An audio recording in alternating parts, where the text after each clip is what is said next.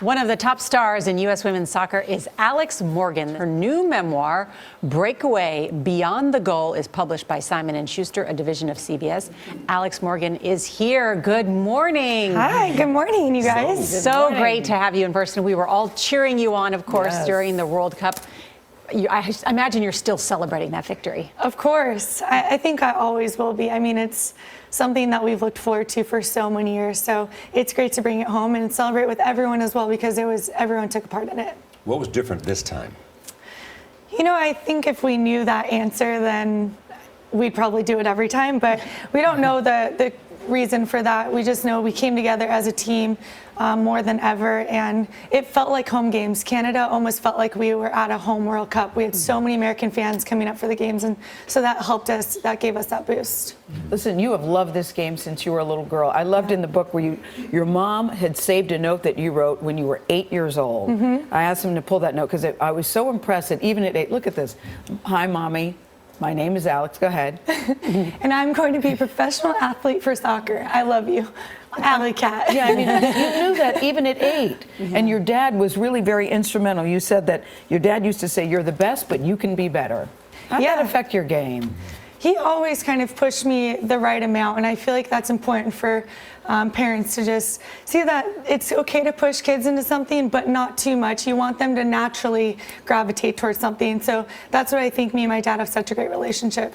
I'll say. But how did you know? Yeah. I mean, I'm always struck how you think at that age, this is what I want to do, and this is what I want to be, and this is the goal I have. It's weird because, yeah, I do have that sticky note from when I was 8 years old, and my mom kept it for so long. I mean, obviously, she also thought I was, you know, going to make it big in soccer, but she didn't really think twice about it. It was just up on her office wall for so long, and I guess I just had a feeling. You just have this feeling, and you sacrifice so much along the way. You just become so committed because you love the game so much. You say never look a goalkeeper in the eye. Why is that? I didn't know what that meant. Well, I think. Do you guys know what that means? No, I didn't know. Playing sports, it's such a physical.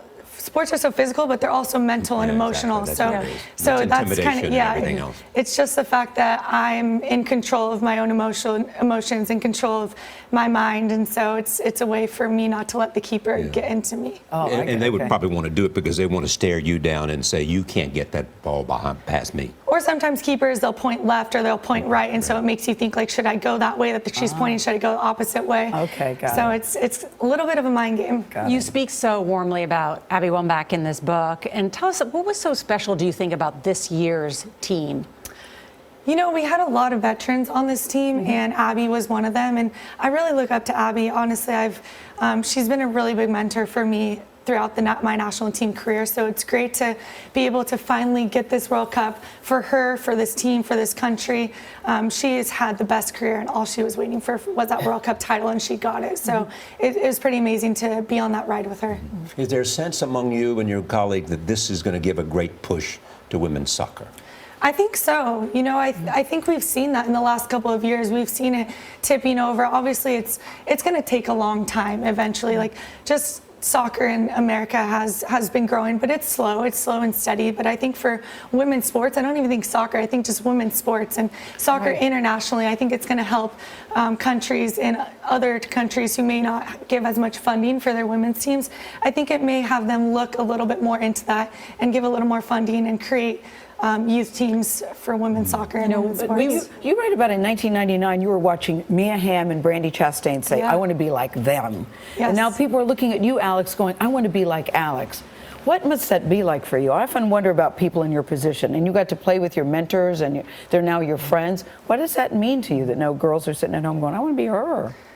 Well, you know, I love the fact that I did look up to Mia and Brandi and Christine Lilly so much when I was younger, and being in this position, it's a little weird to take a step back and think of myself in that way, but at the same time, I feel like we have such a big responsibility because so many young girls have such a big opportunity that 20 years ago they didn't have in sports. So I think that's important for me to be able to show them that and help them, like, spark that dream that I had because of these other players. And this book is perfect for teen girls. Yeah, it really is. Yes, thank you. Thank you, Alex. Thank you very much. The book is called Breakaway. It's on sale now.